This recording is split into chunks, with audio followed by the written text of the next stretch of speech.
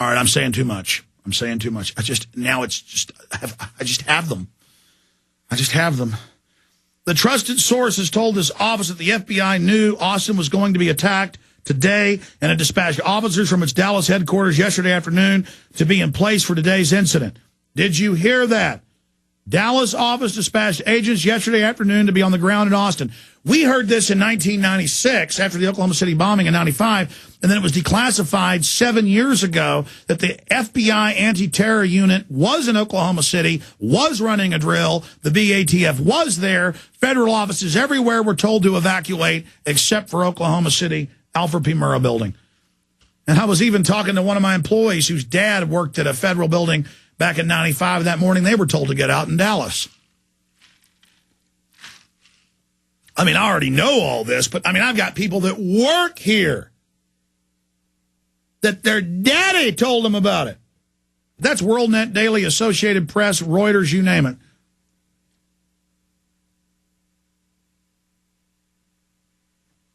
Wait, you just discovered you knew him? His picture has now been released, and Rob Dew knows him. Whoa. Yeah, it turns out he knows somebody, it looks like at a local radio station we work with, who was in the same hangar. Well, we're not going to talk about it yet. Just you guys are about to, you look freaked out, man. I mean, we're in Austin, folks. We're here. We have hundreds of thousands of listeners in Central Texas. They're all giving us the intel. In fact, get his picture. It's been on the news for an hour and a half. Can we find Joseph Andrew Stack? The news keeps saying Joseph Andrew. On his tax records, it's Andrew Joseph Stack. But the news says Joe Stack. Whatever. Here's Dew's note. I knew this guy. Yeah, when I saw his picture on the news an hour and a half ago on Fox, oh, man. I've seen that hat. I've seen that face.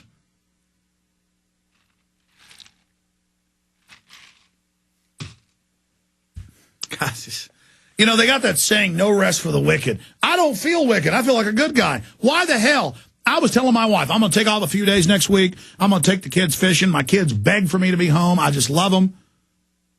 That's him? Is that a photo you have, Dew? Yeah, Dew is a musician in town with several bands. He says he knows this guy. Good God. There he is. Andrew Joseph Stack, known as Joe Stack. Okay.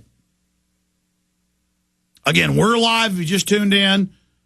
Special broadcast, not on the AM and FM dial, global shortwave satellite, just on the Infowars.com audio streams, but tens of thousands listening right now.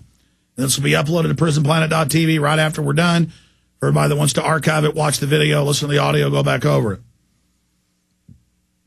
Even though this is really dangerous, what we're doing, it's good to be alive. It's good to be on the side of right. It's good to be informed. It's good to be detectives for the people, really investigating what's happening.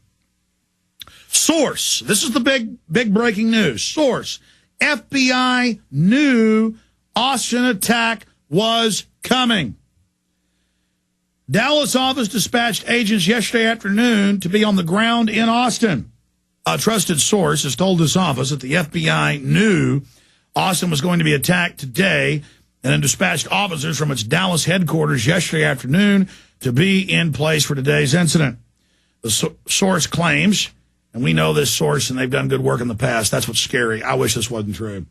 The source claims a confidential memo was circulated yesterday detailing that a building in Austin was going to be the target of an attack today. He was told this by an informant who works in the Dallas FBI office. Remember, we have informants that gave us the MIAC and Homeland Security reports. People didn't believe that for 4 or 5 days was real. Is it real? Is it real? Folks, you can't believe the intel that comes across. It's oceans of it. I can't even handle it anymore. Vetting it, checking it, just drowning in evidence. We've got FEMA camp construction workers ready to come on. I mean, I just can't. 4 FBI agents hurriedly left the Dallas office yesterday to be ready and on the scene for the aftermath of the incident, according to the informant, who was shaken when he saw events unfolding today and put 2 and 2 together. And he called our source this morning. We cannot confirm the accuracy of this claim, but the source is known to us and has no motivation for inventing the story. The fact that the pilot, Joe Stack, changed his manifesto 27 times before the final version suggests that he had been waiting and been writing it for days and could have been what tipped off the FBI in the buildup to the attack. This could be a strange coincidence that Glenn Beck and all these other people are putting out the talking points that Tea Party terrorists are about to strike. But I'm Glenn Beck. I'm Benedict Arnold. You can trust me.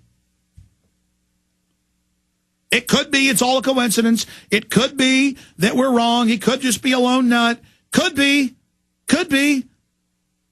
But it's gone from 50-50 that it's a lone nut or a staged event to 75-25, 75 staged, 25 not staged. Pretty soon it'll be 99.9, unfortunately, if this evidence continues to go this way, just like the underwear bomber is. The fact that pilot Joe Stack changes manifesto at least 27 times before the final version suggests that he had been writing it for days, and this could have been what tipped off the FBI in the build-up to the attack. So they could have just responded to something real, and they didn't know. They knew it was an IRS building. There's several in Austin, and they had people standing by, and he had his own private hangar. Why didn't they go there and stop him? They knew that. That kind of undermines them, doesn't it? That they knew he had a private hangar, at least with some other folks. He was there. Why didn't they go out to the hangar? Maybe he moved the plane before. I mean, it just doesn't look good for him. Oh, I'm in a science fiction movie. I'm living in a science fiction Twilight Zone event. I am. Glenn Beck tonight called himself a founding father. I couldn't believe it. He said, I am your founding father. You're either with George Washington or with the terrorist.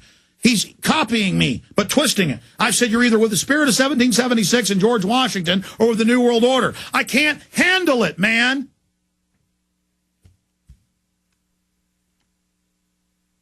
The fact that Joe Stack changed his manifesto at least 27 times before the final version suggests that he had been writing it for days, and this could have been what tipped off the FBI to build up to the attack. The claim dovetails with reports we're receiving from Austin residents. We have their names here. I even know one of them. That FBI were immediately on the scene after the plane crash and were filming both the building and eyewitnesses. Continuing. A separate witness told KXAN News, and we're going to play that in a moment. You have it ready, correct? That there were hazmat. How long is that video?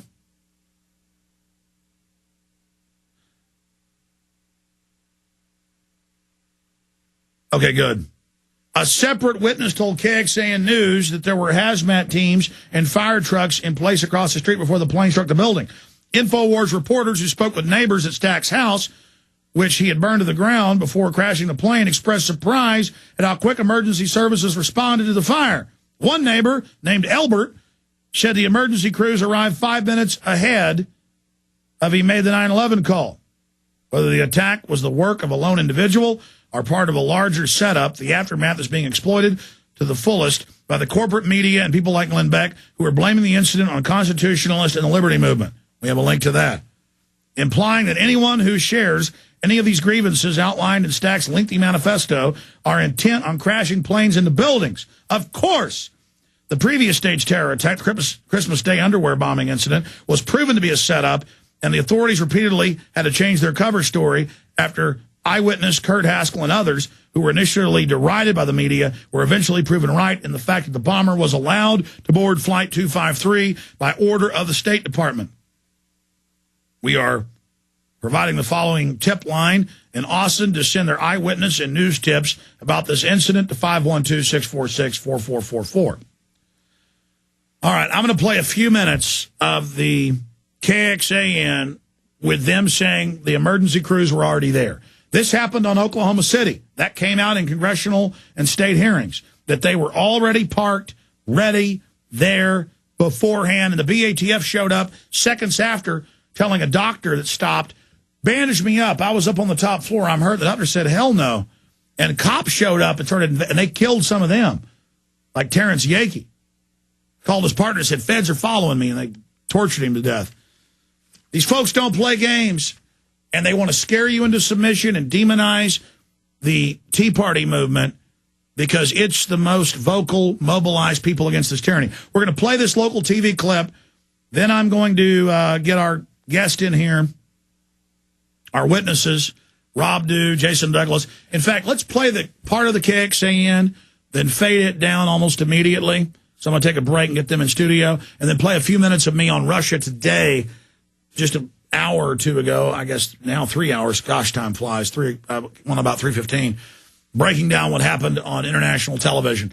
So we'll be right back here in a moment. Here is KXAN, ladies and gentlemen.